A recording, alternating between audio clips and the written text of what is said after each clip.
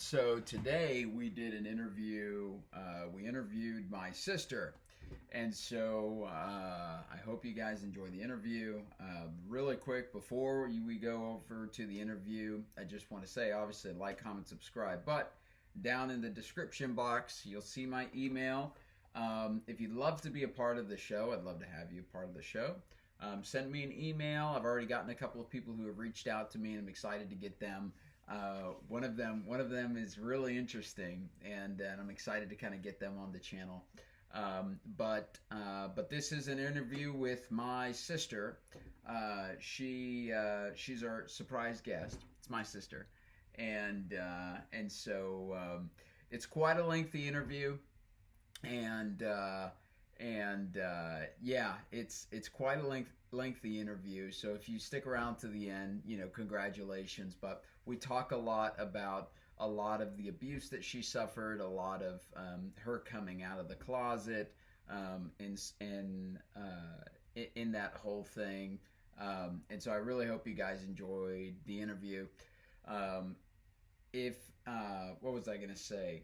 Oh, if you have anything that you'd like to say, like to mention, obviously the comment section, feel free to mention it there.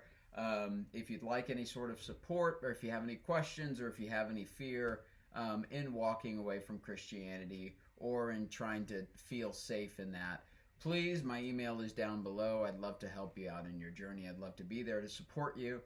And yeah, so without further ado, we'll just get over to the interview, and I hope you guys like it. So, okay, I'm gonna go ahead and stop talking so that we can go ahead and start the show. Today we're interviewing my sister Karen. So say Hello. hi.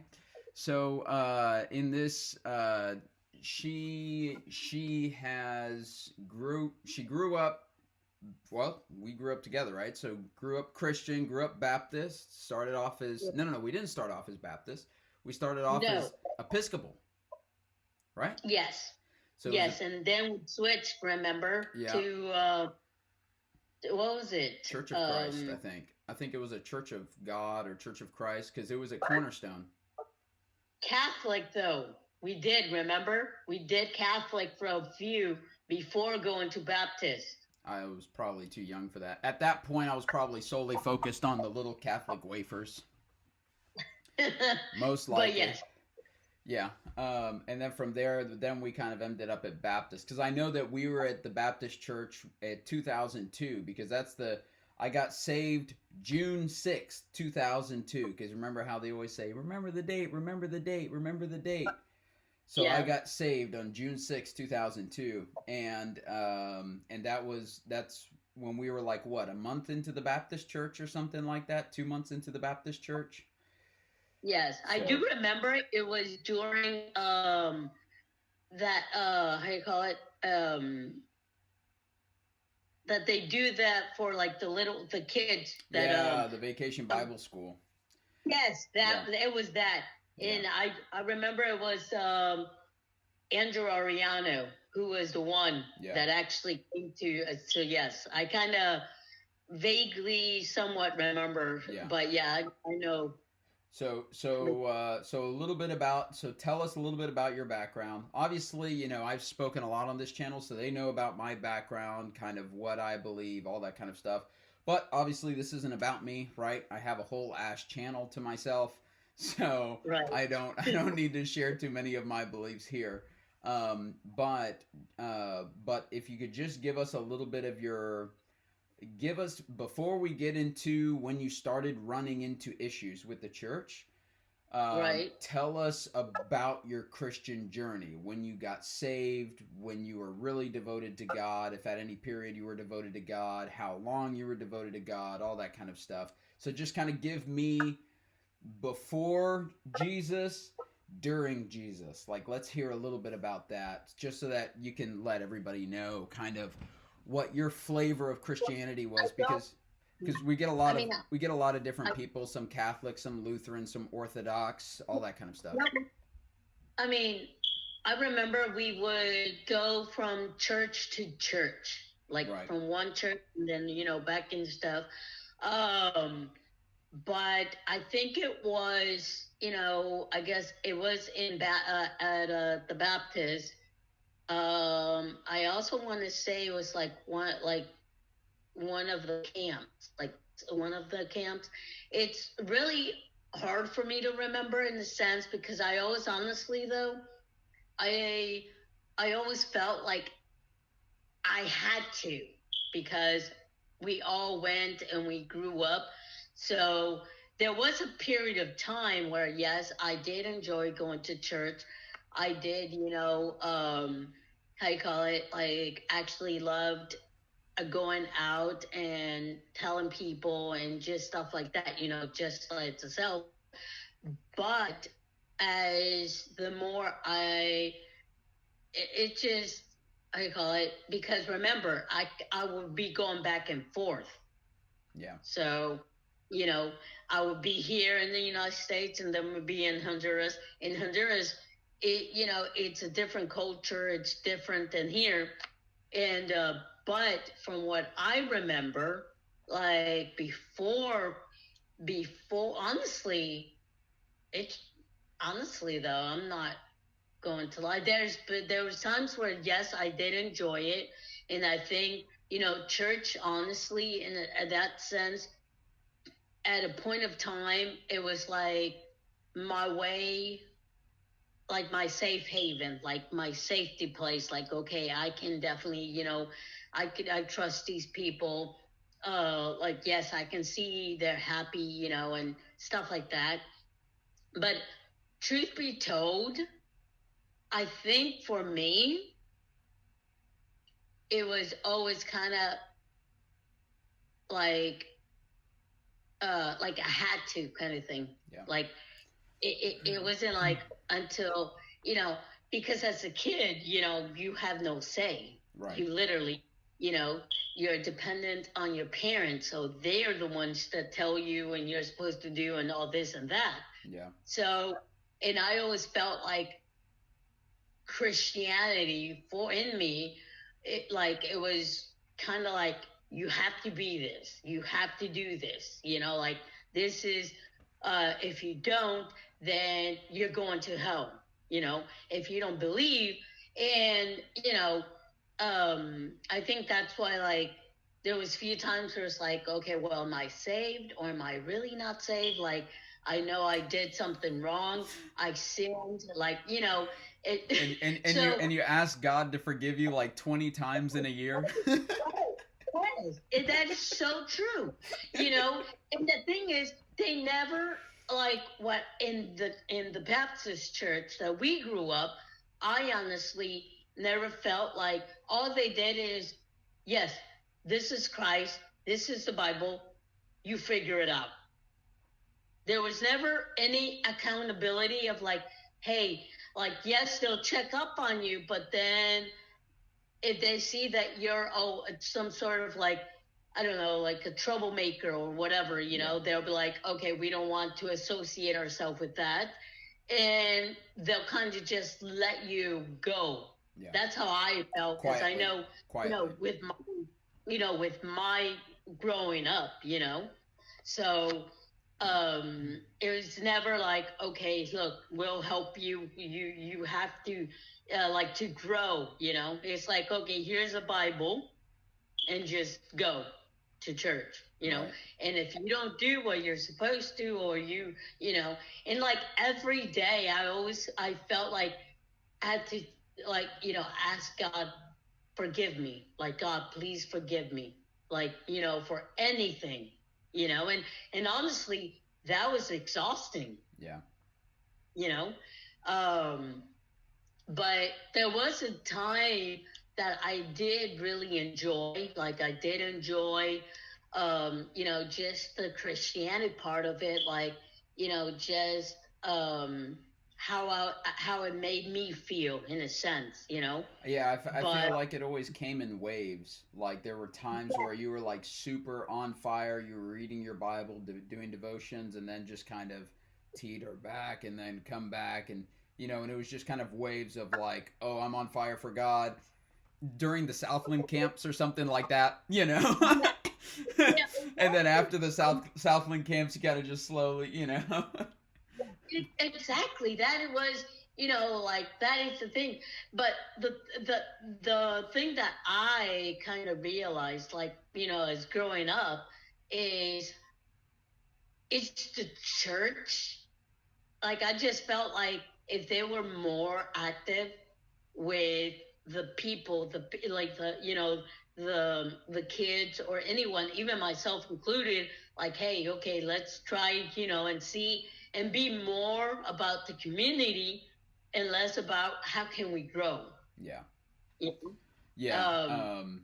They how many buildings do they have over at the church? I don't want to name the church on the episode that we went to, but I think the last time I drove by there, so we started off in that corner in Spring Branch, and then it moved to this big place out in Katy, and I think now it has like 3 new parking lots, and then 2 big massive buildings, an external gymnasium, and then it had they built a walkway going all the way from the building to the front, so that a person doesn't have to get wet when they're walking in to church and all that kind of stuff.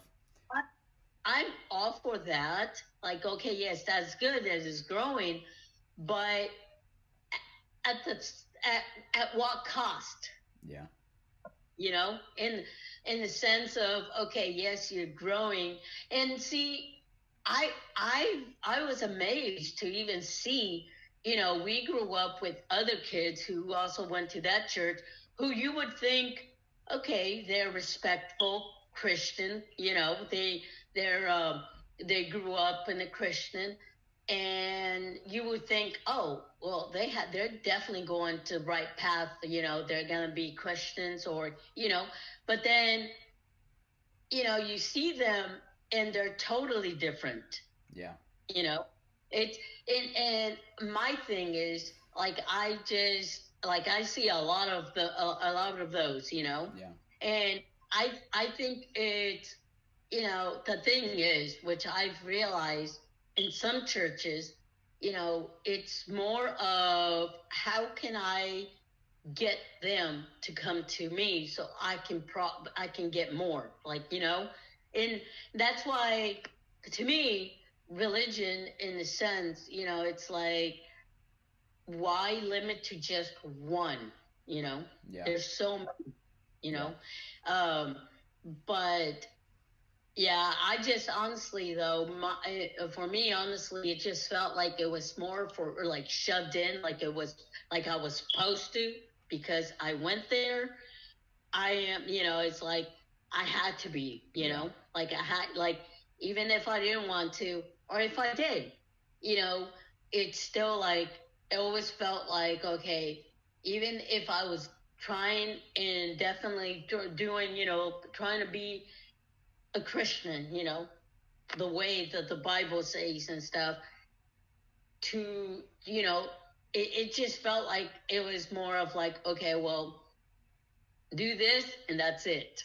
Like, there was no follow-up, or, like, okay, like, come on, like, let's grow as a unity, Yeah. And like, okay, as individually or together, but yes, I mean, so let me ask you this, because I know, I had a sneak peek on how you grew up, to say the least. And so my question to you is, how did you handle seeing the parents that we had, the stuff that we had going on, right? If you want to go into it deeply, you can go into it deeply, but how did you handle that blatant hypocrisy?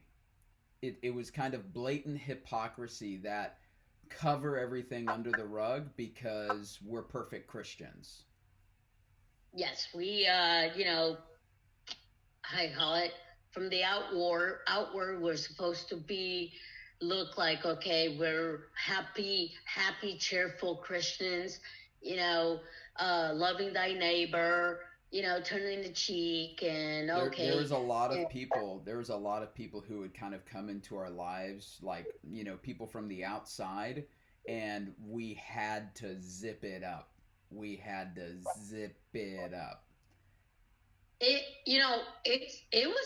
was hard because honestly though, like it was hard because at times it just made me, even with the church, like even if I would go to church, and tell someone, they would always just, okay, take it to God.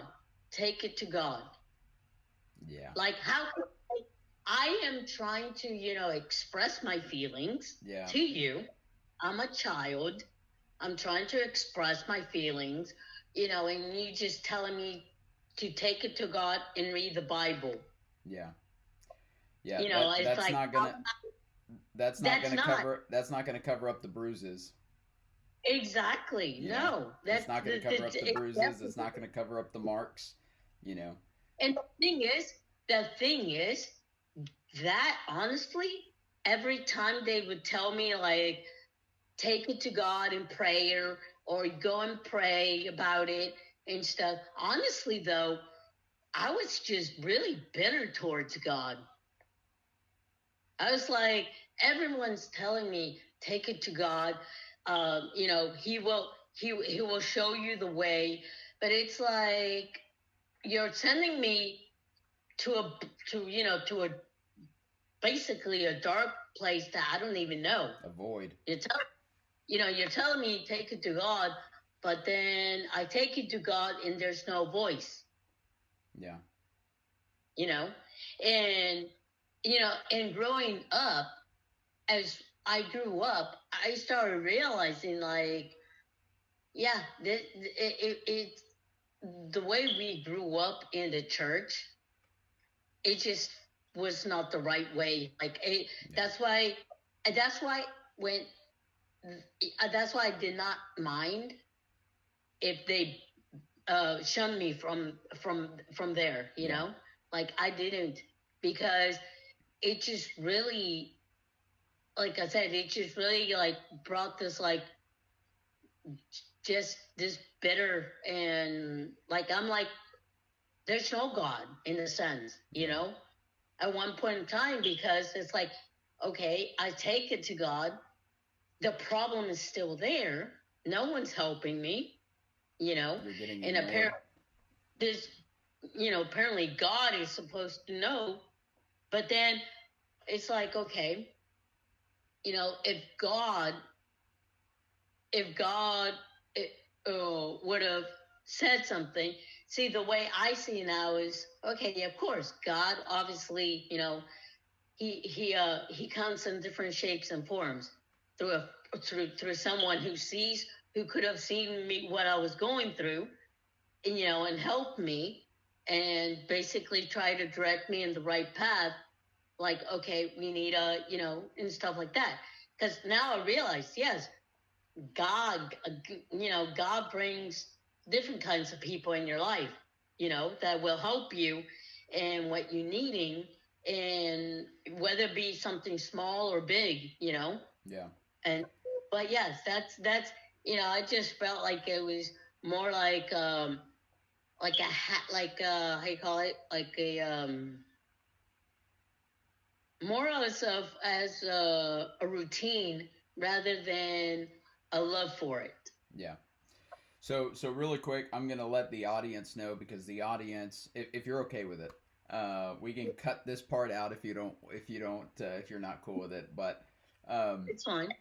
But because I can already kind of sense that some people may end up confused about the whole thing, but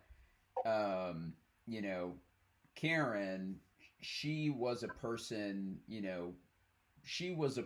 who I don't know how to specify the level of abuse that she suffered, because I've never seen anything like it. I've just never. I don't even know. I don't even know anyone else who's had as much as you've had. The absolute physical beatings, the the physical beatings, the being ostracized by your family, ostracized by your faith. For the audience, Karen's homosexual. According to Christianity, she suffers from same-sex attraction, right? Which it's not a suffering. That's how God made you, right? And so the question is, how can God make you with something that's going to send you to hell, right? Like, why would he, the logic in that, right? But, whenever Karen's talking about, screaming, pardon me. Bless you. Pardon me. Bless you. When Karen's talking about screaming into the void and not getting anything back, there were intense dark times in her life where she was legitimately seeking. As a child. Yeah, as a child, not as an adult, stuff she's struggling with in her 20s. No, we're talking about stuff she's struggling with when she's 7 years old. Yeah. When she's 9 years old, like all of this intense abuse and stuff that she's dealing with at an insane young age. And of course also you have your medical issues too that have been on top of that. And so I want to dig into that aspect of it, because I know that there's a dramatic disconnect between the lives that you saw being lived in Christianity and your experience of life, right? All these people doing well, being happy, and then I'm the one who's in the abusive household with all that kind of stuff, right? So if you don't mind kind of sharing about that, about all those feelings of, we're showing up perfect on Sundays, we've got our Sunday dress on, but mom is going to go beat me in half an hour and almost put me in the hospital and then gaslight me and tell me that everything's perfectly fine. If that's not too deep. I mean, I know I kind of like just blew open the can on you, but no, it's totally fine. As a child, I do recall, seeing how my friends, family were, like I know, no family's perfect, but there was times where I was so envious of my friends' family, like, or the connection that they had with their parents, like they're so close, they're very, like I was so, and that's the thing too. Not a lot of people, and I think that's why, as a young person, I was also by myself, because no one really tried to understand me. They would just mark it as, okay, well, she is, she's a rebel child, or whatever, and instead of trying to understand, as my feelings, I would always have to hold them inside. I wasn't allowed to, okay, if I said something to, like, to the pastor's wife, or then that's a pastor's wife. You would think, oh, she's gonna try to help, she should try to help, but I realized that doing that was the biggest mistake. The biggest. Because at the end of the day, I got in trouble for it. And that's not, like you said, it wasn't like, okay, I'm going to get a spanking, or, no. This was... You're going to get body slammed. Listen, it was always something that's, and through that, I had to learn to kind of cope with myself, kind of close myself from, like, others, because, even though at church, which is, okay, you think of church like people are there going to accept you. They're going to love you regardless. They're going to, nurture you, and try to see you thrive, but, I always felt like they would only pick the good kids to help, okay, yes, let's help you. You're good. Let's help you then. You're behaving. Okay, you're the bad kid. Let's not deal with you.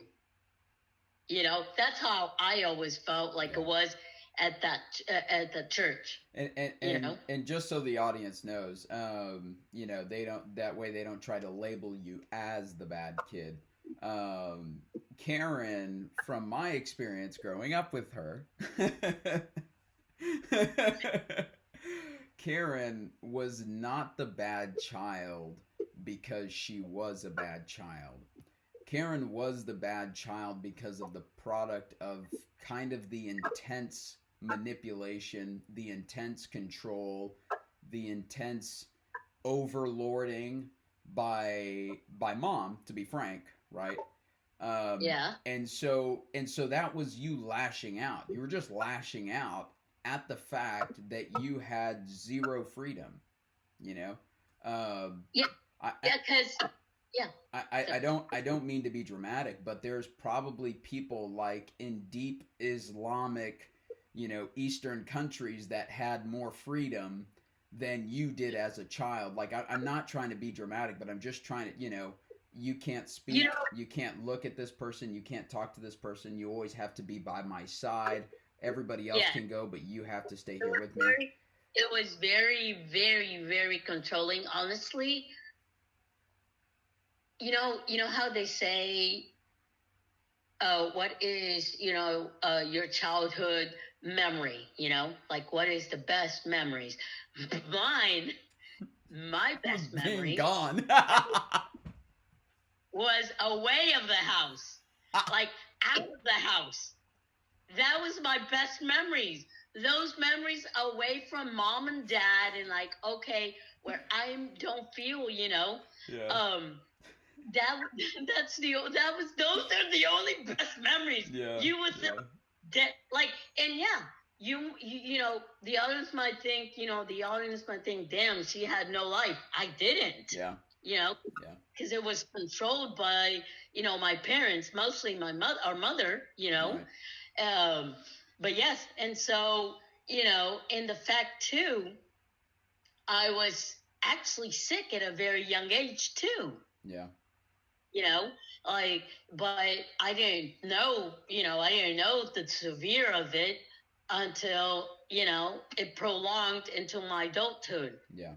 And by then it was basically already late, And so, but yes, because I remember, always being so tired, even after, I remember y'all would, after school, y'all would go and play basketball. My brain wanted to go and play with y'all, but my body was just so tired. Yeah. So tired. Like, I didn't want to do anything. And, and I was always, like, hard to focus and everything. And it was because of, my illness. Yeah. But yes, no, and that's the thing, like, and they say, that being envious, obviously it's a sin, and stuff like that, but they don't express it in the sense of how to manage that, or how to talk about your feelings without it, without like being scared of, oh, am I gonna get in trouble? Yeah. That's how it was every time with me. I was always alert of like, okay, if I say this, I like going home, because like I said, outside, oh yes, everything's good, everything's peachy, we're Christians, we love the Lord, you know, we go to Bible, and it's like we had a perfect appearance. We had yes. no, but seriously, we had a perfect appearance. Yes. Yeah.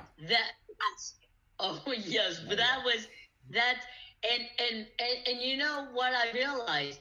I think that from that sense till like even now, that mask has been worn really well with my mom.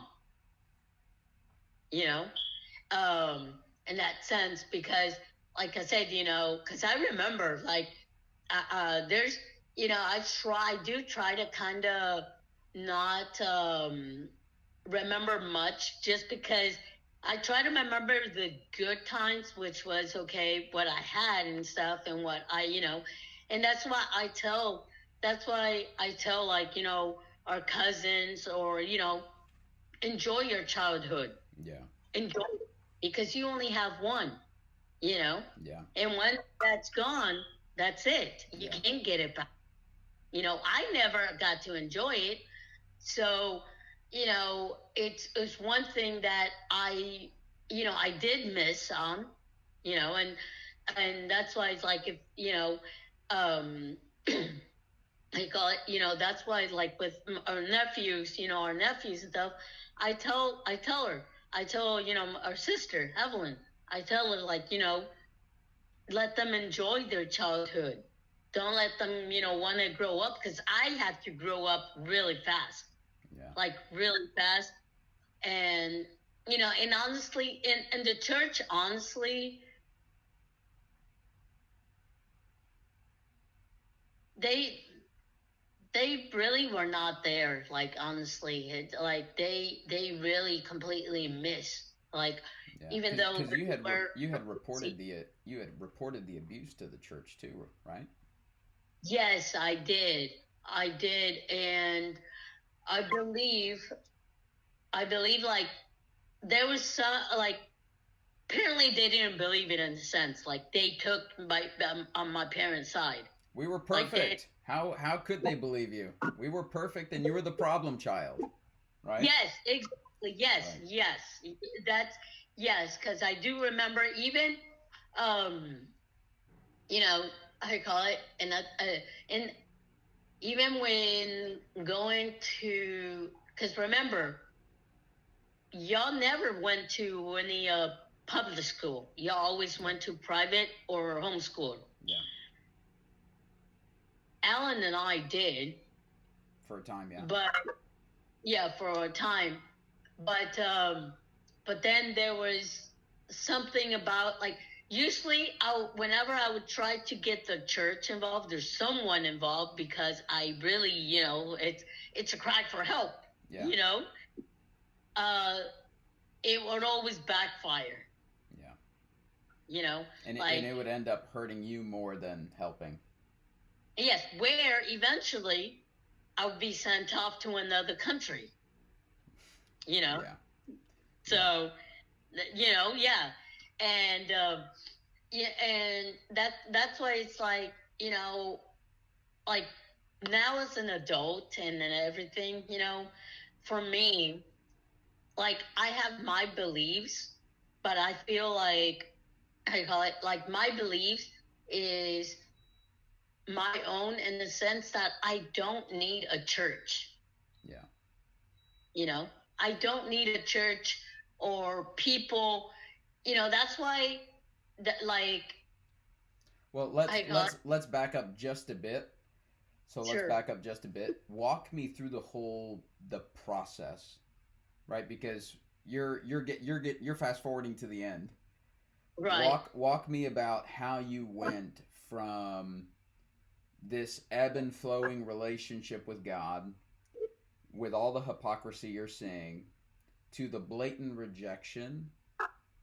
How did you navigate? Because at a certain point, your faith in Christianity completely fell apart. Your faith in God completely fell apart. So what did that map look like to you? Like, tell me the story of you Christian, 100% believing in the Bible, Jesus Christ died on the cross for your sins, you starting there to where you are now. Like, walk me through that long, complicated, lonely, isolating journey that is walking away from Christianity. Well, yeah, well, it was just honestly the way it's not like I said, it's not like, obviously it's not like I was like, I got up and said, I'm not going to believe no more, or I'm not going to go to church no more, no. And it took really me visually opening my eyes to the actual world we live in, to the different types of just beliefs other people have. Because remember, you are religiously,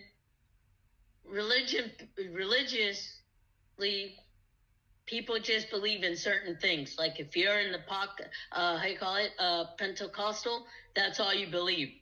If you're certain, belief, that's it. Like there's no more, And so, when it was basically when I was in Honduras, honestly, because here, even if I didn't want to go to church or I was so tired, I was forced to, regardless of how I felt or what I wanted to do. I had to. I had to. There was no buts or what, like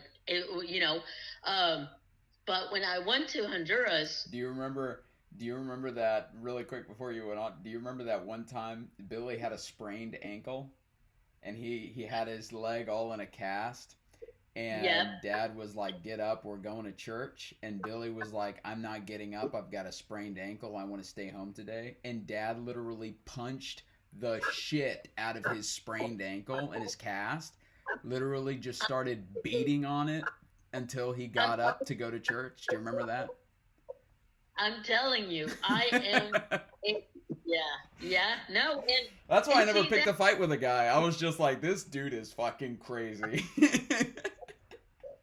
Well, I'm telling you, that's what I'm saying. Like, it's like there's times where I was like, why? Like, I'll ask like God, like, why do I have these people as parents? Yeah. Like what? Yeah. It's but it wasn't until I actually went to Honduras and Grandpa, I remember it so vividly, and I was like, oh, okay. I was like, it's like, okay. Grandma and Grandpa didn't even bother on the Sunday, to wake me up or tell me to get ready for church or anything. If anything, they're like, okay, if you want to go, it's fine. If not, then you can. I'm like, oh, this is new for me. Yeah. I was like, I have a choice. Yeah. It was, because in here, I had no choice with my, with them. And, and then, just going and kind of seeing other different types of religion, of beliefs. And so that's when I realized, like, I'm my own person. Yeah. But at that point, I was already, like a teenager, because I remember my grandpa, I was so scared because apparently if mom called, so apparently mom would call at 6, apparently, every day. That was a lie, but anyways. Not surprising. No surprises there. But she would call sometimes. I remember this so well because I had to be there, like, at 6. Yeah. When she called, I would have to be there, and if I did not, she would threaten me with my papers to get back. Yeah. Everything was a threat with my papers. Yeah. Yeah. And Grandpa, I remember one time, Grandpa was like, why are you afraid? She's not going to spend $1,000 just to come here to whoop your ass and then fly back. You know, that's when you're like, wait a second, that makes sense. Yeah, no, I was like, wait a minute, wait, yeah, you know. Yeah. So yeah, because you know, I had to like be there on time or whatever, you know. Yeah. And so there was times where it's like, oh, whatever, like I would kind of just not worry about it. But ever since Grandpa said that, it just, I was like, wait, why am I afraid? It's not like, yeah, she's right. She's not going to spend so much money just to come here, you know, and then go back, you know. And he would tell me, you know, he would tell me that, you know, he would tell me she is using you like a puppet. Yeah. Even from out here, even being Central America, she still has you like a puppet. Yeah. And, you know, trying to get away from that has never been, like, it's not something easy. Yeah. It's not. And she's also not changed. She has not. Yeah. She has not, honestly. And, you know, like, I love her. She's my mother, you know. But I myself had to realize, like, why am I chasing a love that's not even there? You know? And apparently, you know, I'm like thinking, if that's, you know, I'm like, but yet she preaches about, you know, God, the gospel, this and that. And like, it's just really hard for me to really take her serious in that. Yeah. You know, because, you know, you know, of course, no parent, no family is perfect, but it's the way in how you grow with each other, you talk to each other. You really, you know that in our family, there was no feelings. No feelings. Shut that shit down. Exactly. So it's like, okay, well, what, you know, and everything's like, okay, take it to God. But, you know, it's like, as a child, you need guidance you know, and that's when I realized, like, there's more out of church than just what I've always been, you know, put in. That, okay, this is it. This is the only thing, you know? And that's when I realized, like, no, I don't want that. That's not what I want. Like, I can live my life with my beliefs and still be happy with that, with knowing that, okay, yes, I have my beliefs. I know what I believe. I'm not going to judge you because it's not the same belief. Because that's what I've realized too. You know, I've seen, you know, if you don't believe what another Christian believes, you know, they'll start saying, or they'll basically say, oh, you're a hypocrite. You know, it's like, no, you're teaching, like, this is, like, you know, with our parents, this is the way. This is the only way. And it's like, no, there's a million other ways. Yeah. You know? Yeah. And that's really what kind of made me slowly, switch from, you know, from that part of it, because I started to kind of see how everything was conducting in the church, like, you know, how they would, like, to me, I don't know, but like, to me personally, I always felt like it was a facade. Like, hi, good morning. Oh, you know, like, okay. And then, but then when you come to them because you have a problem or, you know, something's wrong, they look at you with like, I don't know you. Yeah. you know, like, why are you bringing this? This is not right. Like, your troubles are wrong, you know? Yeah. Like, it's like, and that's the thing, like, you know, to me, so how did it feel? So how did it feel? Because for everybody, obviously, at this point now, we've already informed the audience that you were homosexual. So right. how did that feel? Like, what was the feeling there of growing up with this attraction for the same sex, going to a church teaching you that that was an abomination to God and that anybody who was gay would burn in hell? Like, walk me through that. That so I've always liked girls, okay? Like, I even remember my first crush. Me was too. in third grade. I like girls too. Well, I hope you do. I mean, they're great. I love you regardless. But, you know, I still remember my first crush and everything, you know? And, but, you know, and that's the thing. Like, I suppressed that so much in the back of my head. Like, I always felt like something was wrong with me, you know? Yeah. Like, every Sunday, I would have to, you know, go in front and ask out for, you know, forgiveness. That was exhausting. Yeah. It was exhausting because, I mean, you remember Elizabeth, right? I mean, I had a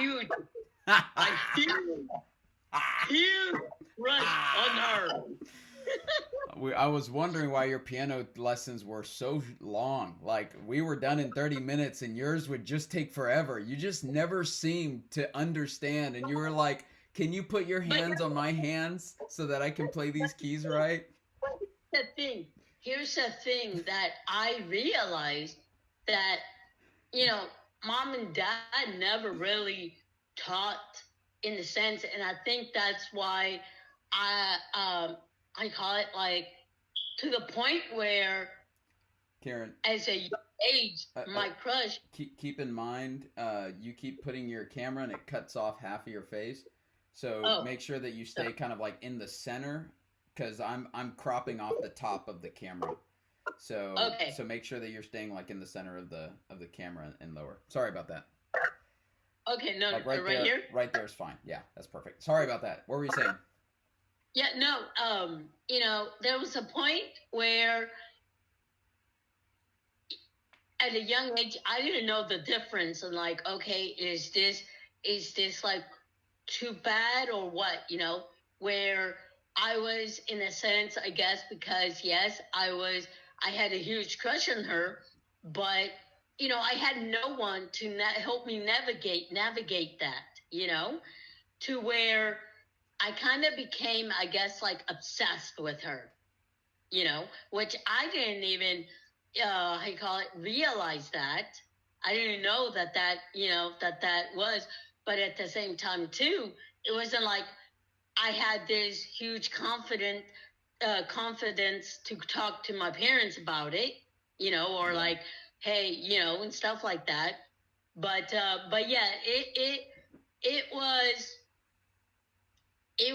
was definitely exhausting, honestly. Like, I always felt like I had to just suppress any feelings or anything, you know, of the same sex away, even if it wasn't like in the church, or like, you know, when we would go and have, I don't know, baseball or whatever, you know. But it was like, yeah, but the thing too, you know, like I said, it wasn't like I had someone there to tell me like, hey, you know, like, people didn't start noticing until I was older. I'm already an adult. Like, why? Yeah. Like, at this point, I'm like, who cares? Right. You know? And that's the thing.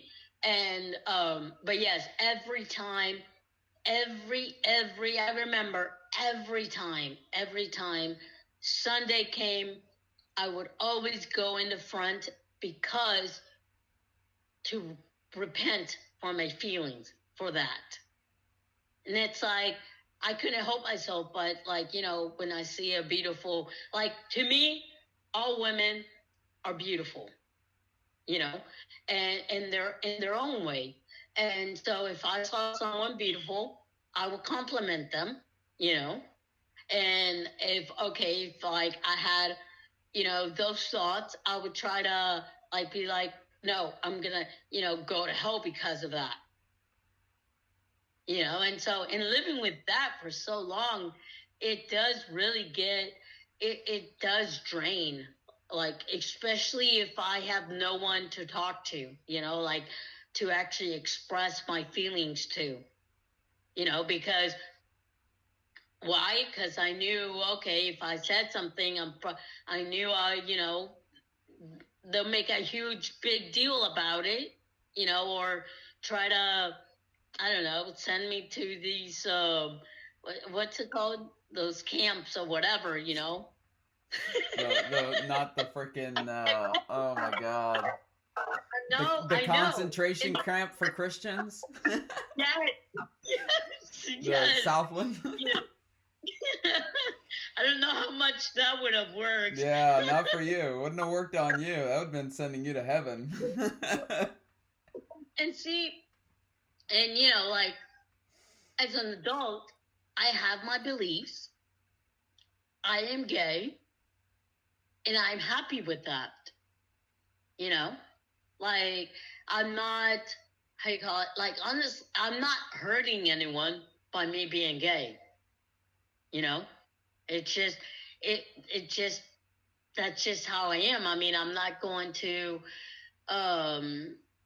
you know, how you call it, be what I'm not. Gaslight yourself into. Exactly. Yeah. You know, I'm not gonna, you know, but yes, and that, and honestly though, when I separated completely from the church and everything, I was so relief. Like, I just felt like a huge relief. Yeah. Like a huge, I'm not exaggerating. Like it, it's crazy. yes, because it's like, oh my God, this is what being free means. This is what I've been carrying for so long. Yeah. Like, because remember, they would shelter us. Yeah. From the actual world. You know, and it's like, no, you should have been teaching us about the actual world instead of trying to shelter us, so when we're an adult, we don't have to try to like wait, like, hey, I need mommy and daddy, I don't know how to figure this, you know. Yeah. But yes, no, it definitely just feels much yeah. It's so funny because I, you know, kind of in my experience, whenever I was walking away, there was a lot of fear. There was a lot of fear that I was going to go to hell, that I was being deceived by Satan, that all this kind of stuff. But when I kind of released all of that and just kind of like let all of that go, it was like, oh, I feel better than I've ever felt in my life. Yeah. You know? Yeah. And it's like, I actually feel really good about myself. It's so much easier to love yourself when you're not taught that everything that you do is sinful and deserving of hell. Yeah. You know? Yes.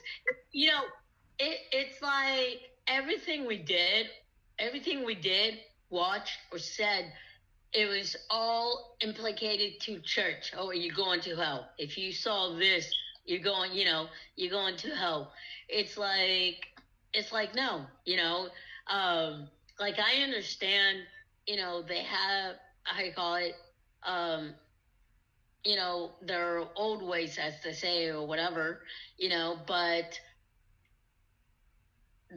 I don't think it changes no matter how old you are or how young or you know what generation you're from.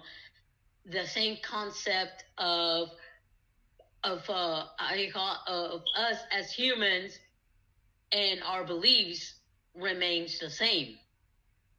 You know, because we all want to believe in something. You know, yeah. We all feel like we're how you call it we're we deserve something, you know, like we're part of something, you know, like we're something out there and stuff. And so, you know, that's what I'm saying. Like, there's so many beliefs out there. Why just stick with one and just, okay, this is it? Yeah. Because that, like, I just feel like, you know, that's basically how they want us to, from us growing up, you know. It was, yes, we did start from, you know, jumping church from church, but then we stayed there. Yeah. We never moved to another. We never jumped. We should have kept jumping. Yeah. We could have, but they're like, no, let's stay here, you know? And but and see, that's how I feel, you know, in the sense it's everything that we were taught. It was just not taught for me, in my sense, and growing with and like telling Evelyn's, like, we weren't taught with the correct methods of how to do so. Yeah. Because now, you know, now they're this big, huge church. They have so much, you know, they have schools, they have buses. Like, that's good for them, you know. But how certain are they that, okay, those people that literally were there are still growing in the church, you know? Yeah. And that's why I was amazed at seeing, like I was saying, you know, and that's why it's like, okay, like, you know, when I started seeing that, because I always felt, you know, when I was younger and being in church, I always felt like, oh, they think, you know, they're too, what's that word, goody tissue or whatever? Is it goody tissue, or like you're too good? Goody two shoes is what you're saying. Yeah. That, you know, and that, oh, because I misbehaved or whatever, you know, because I'm pretty sure the majority of the church knew my history. Excuse me. Knew, like, the history, in the sense, just the surface level. Yeah. You know, that I was about, you know, just misbehave. I was the black sheep or whatever. But, you know, that's it. They didn't really know the actual inside of it. But that's what the church wanted you to see. Like, okay, you're a good household from outside. When you're outside, you know, you're a good Christian. You love your neighbors. You love your kids. You know, you make it seem like everything is butterflies and colors. You know, when in reality it's like, no. Yeah. You know, once those doors closed, for me, it was like, okay, you know, that's what, like I said, there's only few memories of me that I do enjoy, but the majority of those was when I was out. Yeah. You know? Yeah, it's funny because, like, some of I remember I was always kind of confused about why you would come back. So, are you okay with us opening up about this topic? About That's fine. You going to Honduras? So, when did it start? 9 years old? I think so. Yeah. It started early.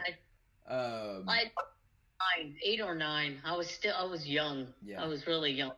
So Karen would struggle in school, and the reason why she would struggle in school is it was not because of a lack of intelligence or anything like that.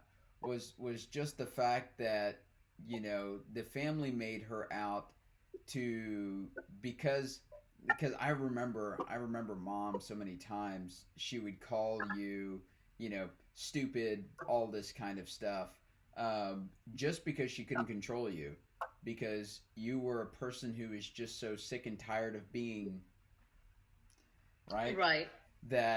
And so whenever you would get to school, you would you would do you, and so it was mom would always go to the school having issues with Karen again, having issues with Karen again, and as a form of punishment from you coming back from school, it was like, when you're walking a dog but you get so pissed off at the dog that you just grab it by the collar, Yeah. it was basically like your life was her grabbing you by the collar and dragging you everywhere, right? Yes, even places. I remember, and this is a true fact because I remember it so clear, and it wasn't until you took me to the roller coaster.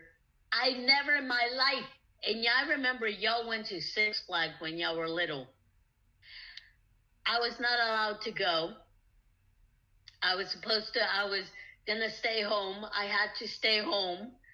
I wanted to go because I wanted to have fun. You as a kid, you want to have fun. You want to, especially if you have no school or stuff like that, And so I remember all of y'all went to us, I think it was like Six Flags or something like that. Like it was a roller coaster place, and I thought it was going to be cool, And unfortunately, I didn't go.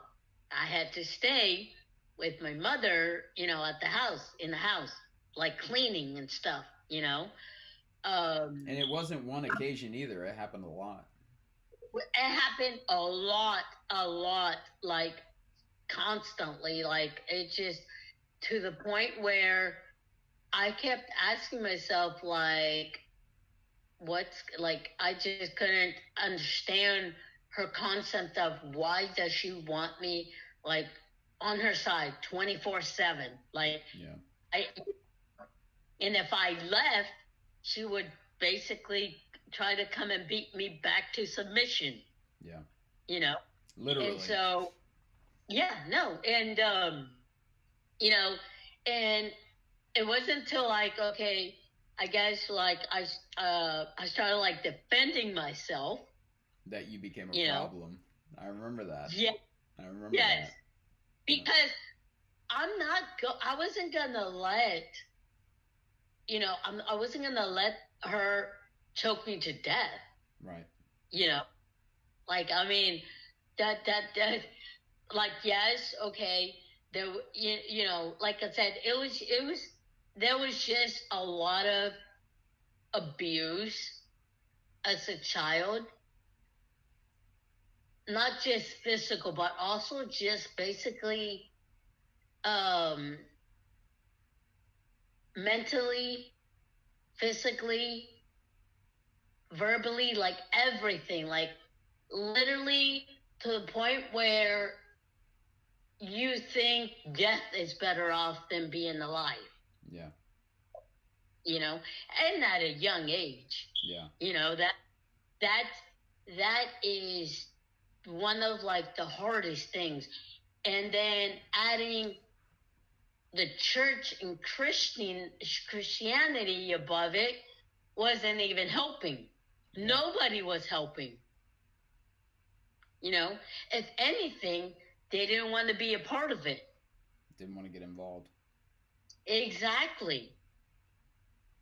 And if they did, they would just ignore it. And it's like, that's when I was like, no, that's why when I started to realize, like, okay, I have a choice. I have a voice. I am my own person, and trying to go from that, because even when I came back, she still tried to control me. Right. You know, even though I was already an adult, she still tried to control me. You know, and it's in like, that's why it's like hard for me when it comes to like trying to put church, like anything in the sense of like church. Like, I have no problem with the religion, it's the church. But at the same time too, in a sense, they abuse that religion. They abuse it. You know, saying that, oh, okay, well, that you know, God told them to do it or something. You know what I mean? Like, and that's because I've seen some in that sense, and it's just like that, and I'm like, you know, I don't want that in my life. Like, I don't want that, you know. Like, I'm happy with where I'm at, my beliefs. And okay, if somebody doesn't like it, then that's on them. You know, I'm not here to try to change anyone or try to prove, like, try to, how you call it, like, no, you have to believe what I believe, you know? Yeah. Or you're going to burn in hell forever. Exactly. You know, it was always heaven or hell. Yeah. Heaven or hell. Yeah. At one point, I'm like, shoot, I think I just want to be in the middle. You know, float in the middle. I mean, you know. Some would argue you were living hell. So what was it going to be, you know? Like... Yeah. And, Grandma and Grandpa, they literally, they were, to me, they were my parents. Yeah. You know, I remember Grandma always, trying to, trying to protect me, you know, because even others try to protect me, but they would also get into trouble, you know. And so there was always this like kind of like a tug of war. Like, okay, if somebody tried to protect me from my mom, then mom would basically start aiming at them, you know, for protecting me. Not only that, but she would lash out at you for even allowing somebody to try to protect you, you know? Yeah. Yes. And, you know, and the thing is, you know, because, you know, our family history, mom, you know, our family, you know, it's Catholic. We're Catholics, like mom's side, you know. Didn't know that. They're Catholics. Grandma, grandpa, like all of them, they're Catholics, like, you know, but because like I said, we used to go to a Catholic, but then we converted to, and we just stay Baptist. But, you know, how you call it? Baptist. Yeah, I remember that vaguely, going to the Catholic church and lighting the candles and all that kind of stuff. Yeah. You were little, but yeah, I remember. I think even Dad remembers it, but yeah, it was Catholic. You know, it was a Catholic church because, you know, the majority of people. The majority of people in like in Central America are either Catholic or Pentecostal, you know, one of those two. It's really rare to see someone being a Baptist or, you know, something outside from that.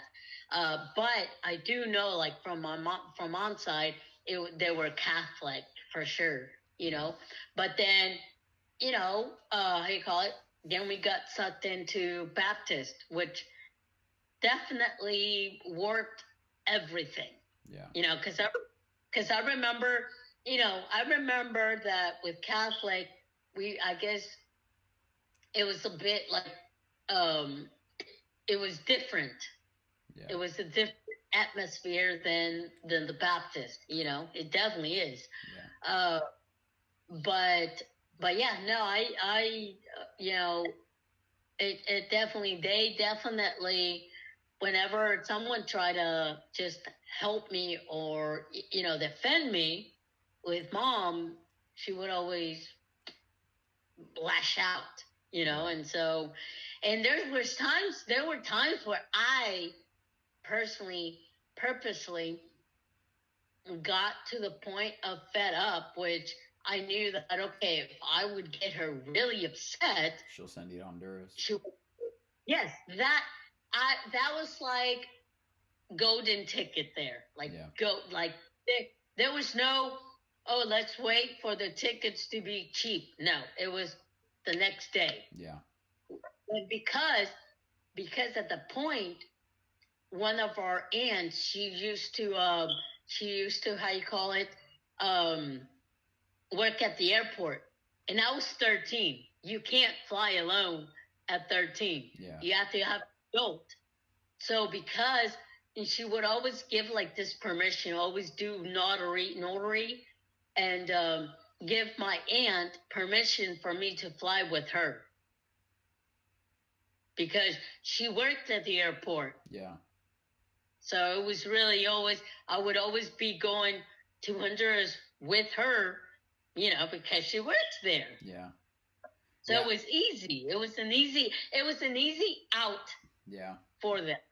Yeah, I remember thinking why you would even want to come back from the US, because I would see the crap that you went through being with mom, and then you in Honduras, you seemed so happy, like you were free, you weren't under so many of these intense rules, Yeah. And don't get me wrong, U.S. and Honduras childhood, I mean, there's no comparison, right? But it was yeah. But it was just like every time you came back, it was like you only came back to a stupid amount of abuse and control every time, Yes, it definitely was. There's, there was time, honestly, that I was like, at a point, I did not care if like mom and dad would, separate, divorce, because I would always be in my head, I'm not going with neither of you. Yeah. Yeah. I'm choosing the state. Literally, I would. She would have chosen, but I call it. But yes, that was always that case, and that, Yeah. And there was time too where I remember, like how, like when you run away, you get a backpack and fill it up with clothes.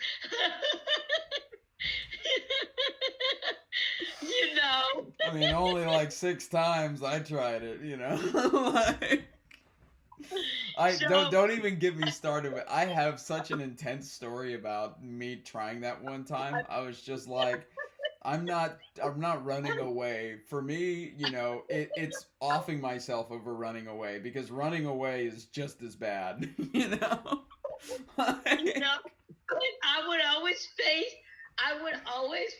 I remember one time, I had everything ready, and it was like, I don't know, like 4:00 in the morning. I had everything ready. I got a banana because I remember I was like, I'm gonna get the banana. Not the banana. He says, I got my banana and my Pop-Tart. I got my gushers.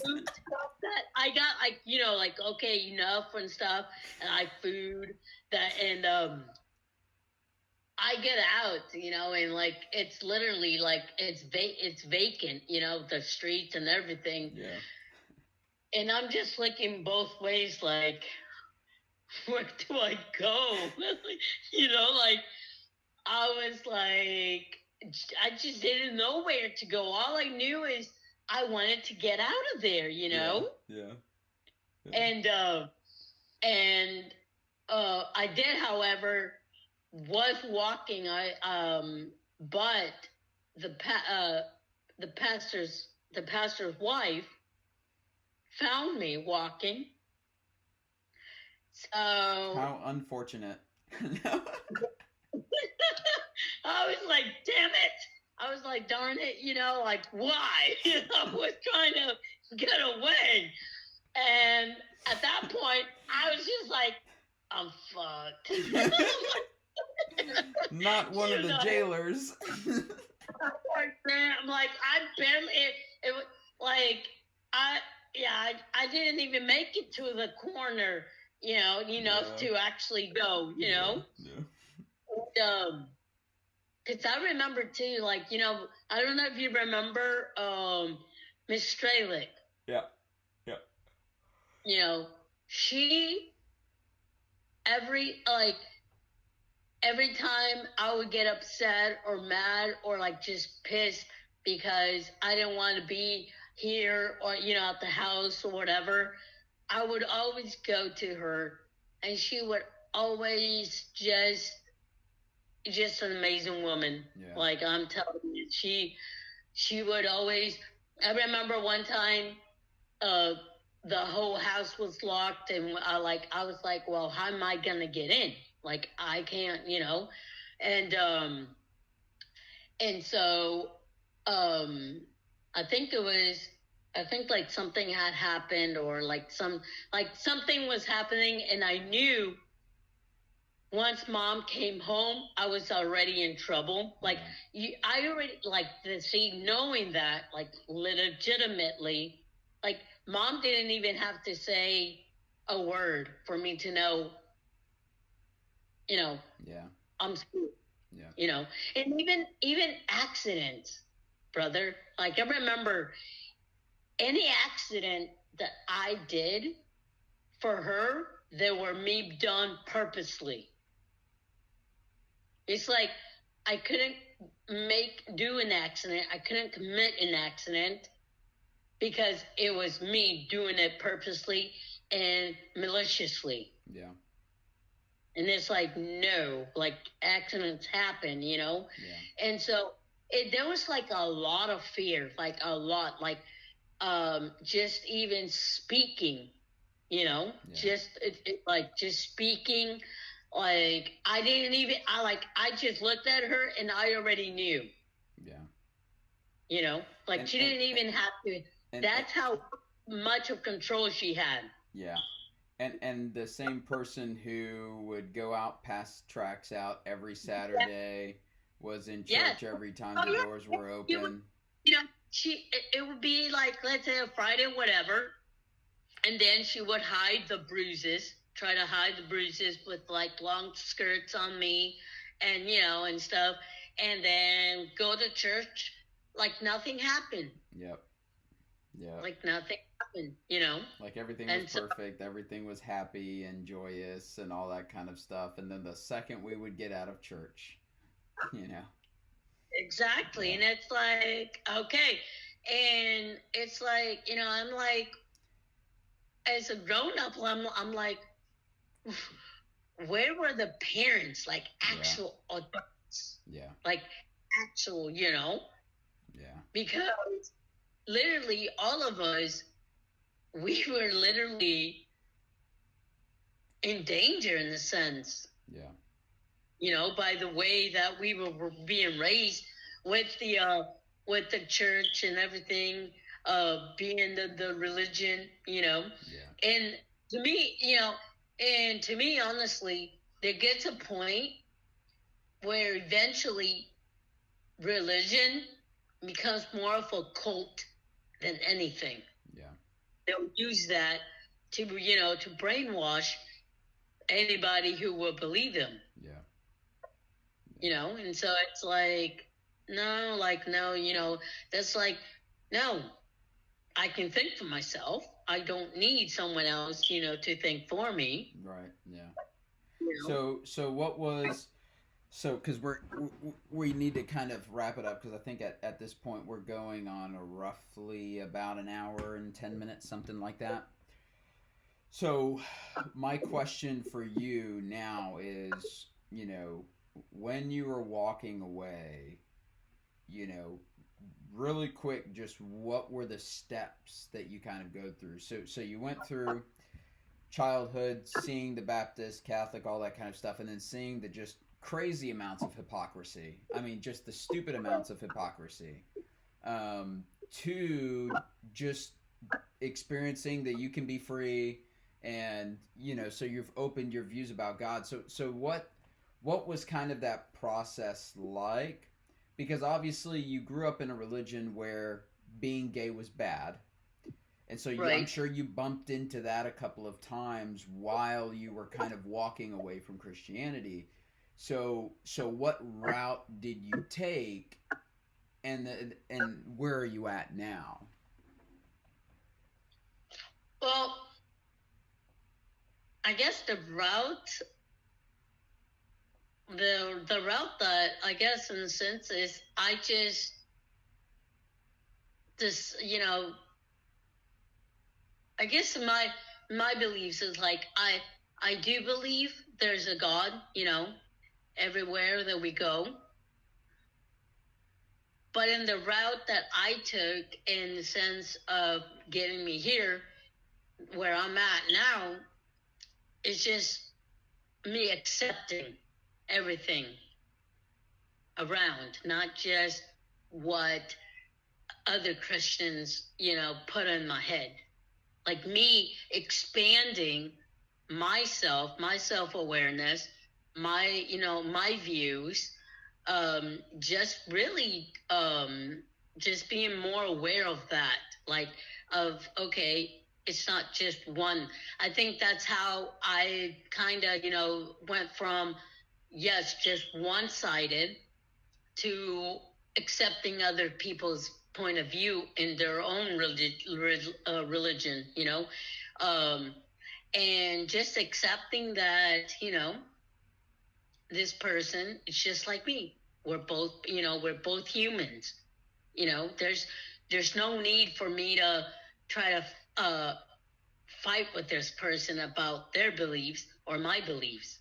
So it's just more of acceptance of other people's um, beliefs, other people's views, just what they think. It because you know the human race is just amazing in itself. Yeah. We keep growing, we keep expanding, and so that's one thing where I was like, why am I just going to be stuck in one religion when there's so different kinds, there's so different ways. And I basically just learned, how you call it, learn from others, from other people's different point of views, different beliefs, different aspect, with no judgment, and then just okay, just because that's how I feel, that I of me growing, because okay, if I just stick there in just the same, because everybody knows the Bible. Yeah. Everybody knows the Bible from, back to front, like, yes. And if you guys don't worry about it. No, I'm just kidding. We ain't going to judge. We're We're not not judging. judging. But there's others. That's my thing. That's how I view the world and everyone in it now. I view it as this person has a knowledge of his own, of her own. I have my own.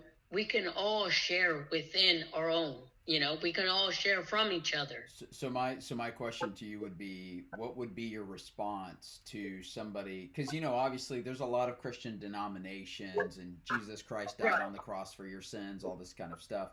My question is, what would be your view of somebody who is Buddhist or who is Hindu, right?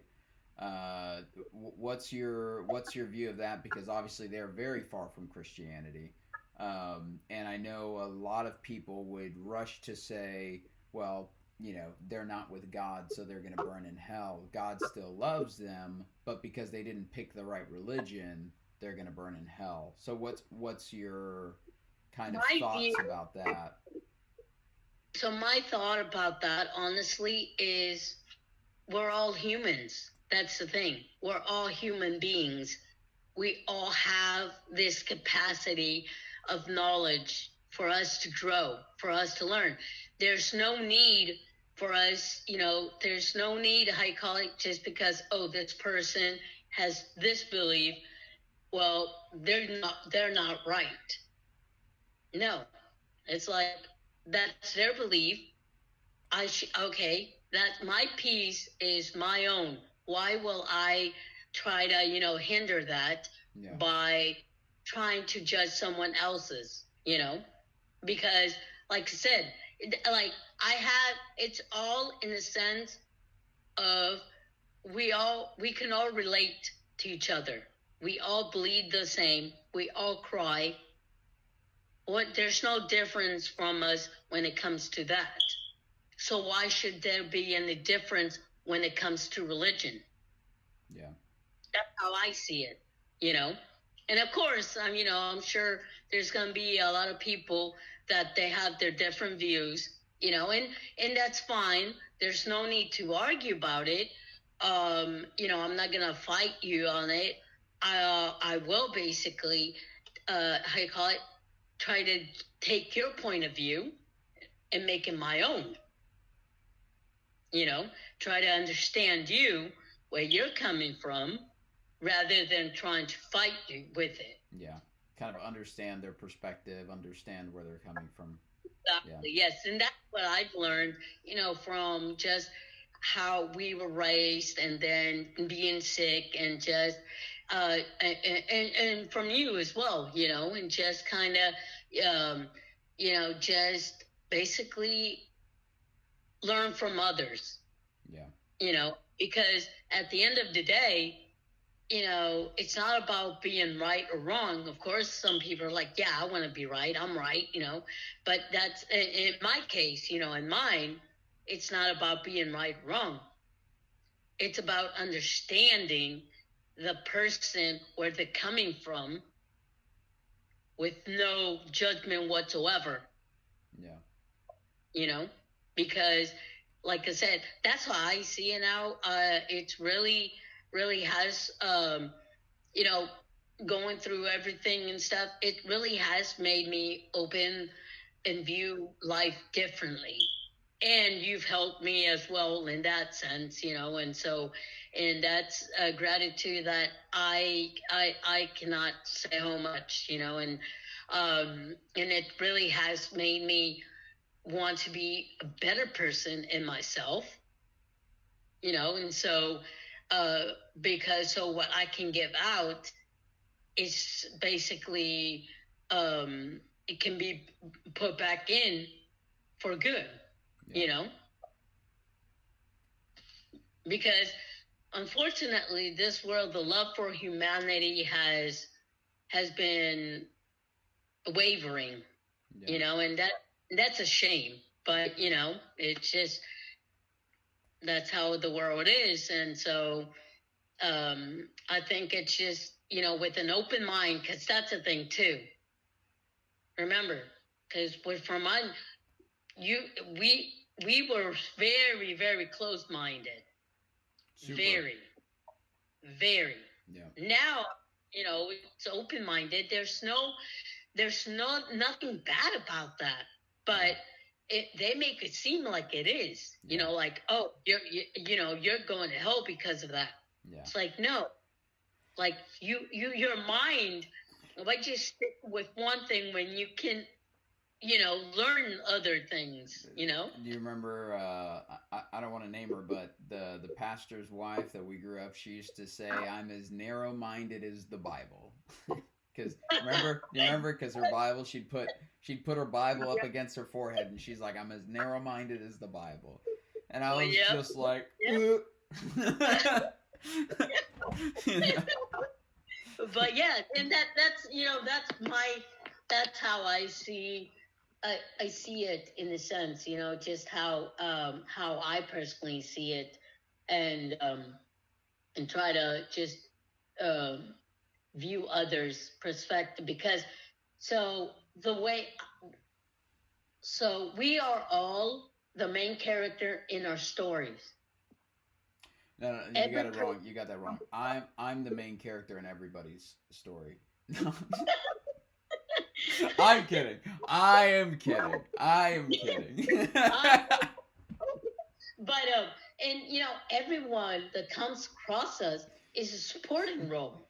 Right. That's how I see it now. That's how and it literally, when you look at it like that and try, because you never know if a stranger's words will literally captivate you, where you're like, wow, that really, or someone, and it really, it gets you, you're really more alert, like, okay, of your surroundings and stuff. But that's how I've now portray it as, and like, how I go about, like, yes, we're all the main characters, but everyone around us adds something to us, to our life, whether it be good or bad, but we can preserve the good, and know, okay, what is, what we do want and what we don't. Right. Yeah, I always say, when you walk away from Christianity, it's like you pulled a tree out of the ground, but you were the ground, Christianity's the tree, and so then you get to spend the time pulling the dirt, which is what you are, away. It's amazing how a lot of things in that dirt, it's like, what? Like, oh, that's okay. me. Oh, that's okay. me. Oh, that's me. That's not Christianity. That's me. It's like, because because I remember whenever I was kind of going through it, we used to be taught that you can't be a good person and not be Christian. And that if you weren't Christian, you were a drug addict, an alcoholic, a horrible human being, extremely greedy.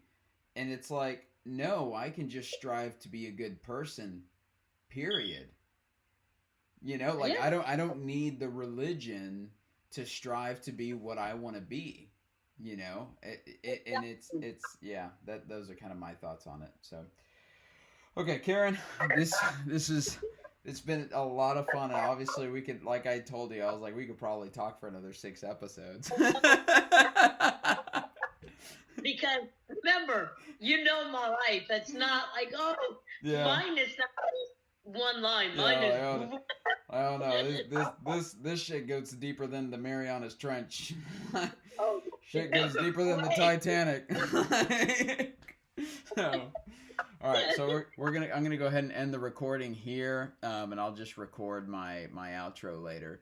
So, is there before we get off though, is there anything last that you'd kind of like to tell the audience, like to share about your experience, anything like that?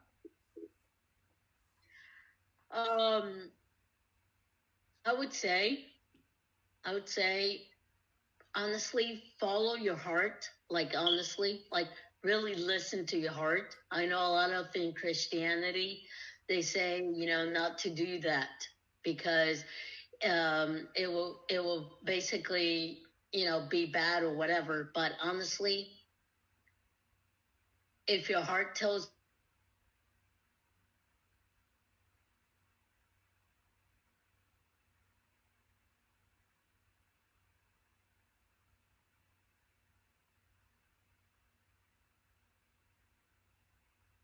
it died. There it is. All right. So what we heard, I know, I was just like, I'm just gonna wait for the connection to come back. That's why I was just sitting here like, I'm just gonna wait.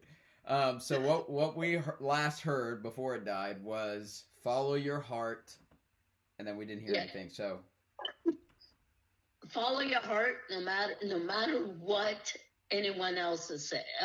Honestly, like whether, because your heart is basically your.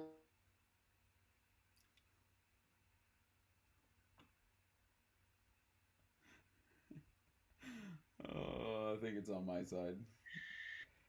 Yeah, yeah. So I guess we're just not gonna follow our heart then, because the internet has other plans. The internet, like, the internet is like, did you pay your bill? Yeah. Hey, chill. I'm only overdue by 3 days. No. No, like that.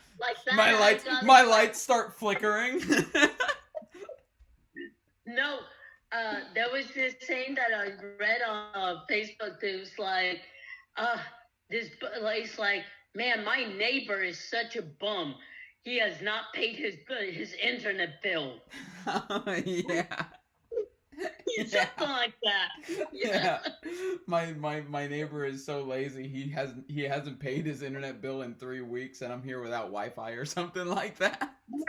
Yeah. So basically, he's the bum. Yeah, exactly. All right, so we'll go ahead and stop. Let me get one last question. My last question to you, and you don't have to answer it if you don't want to, but my question to you is, what is God? What is your definition of God?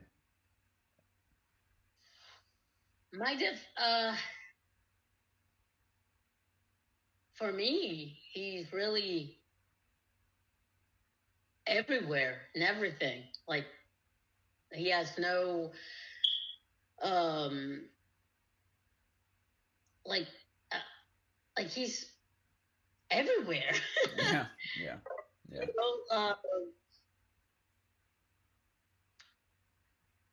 That's my definition of God. Like, everywhere, it's just hard for me to pinpoint it, but just everywhere you look around or go out and stuff, like he's everywhere in the sense of people, like people or anything and you can think of, because God is life. So anything, with life, for me, that is God. Okay, Karen. Well, thank you for gracing us with your presence. 5 hours with no food and no pay. Yeah. Well, you're gonna have to send me a check. No, I'm just kidding. All right, so I'm gonna go ahead and turn the recording off, Sal. So, guys, thank you for attending this episode. I'm sure I'll record an outro so you can just kind of listen to that. So we're gonna go ahead and end the episode right here, though. Give me just a second. Okay, guys, that's the interview. I hope you guys enjoyed it. If you have anything that you'd like to say, please like, comment, subscribe, all that kind of stuff. Also, down in the description box, down in the description box, you'll see my email there. If you want to be a part of the show, we'd love to have you on and just kind of talk about your deconstruction process and what you believe now. There's no judging. There's no agenda. We're not pushing anything. I'm not pushing anything. It's just supporting people, and it's just supporting people as they're walking away from Christianity, and just bringing the stories up so that it can kind of not be so ostracized or so seen as such a bad thing. So I hope you guys enjoyed the interview. I enjoyed having the interview. She enjoyed being on the show, and yeah. So once again, like, comment, subscribe. Down in the email, you'll see my email. You can email me directly and get in touch with me there. If you have any questions or anything like that, please feel free to reach out. With that being said, I hope you guys did enjoy the episode, and we'll see you inevitably in the next one. Okay, see y'all later.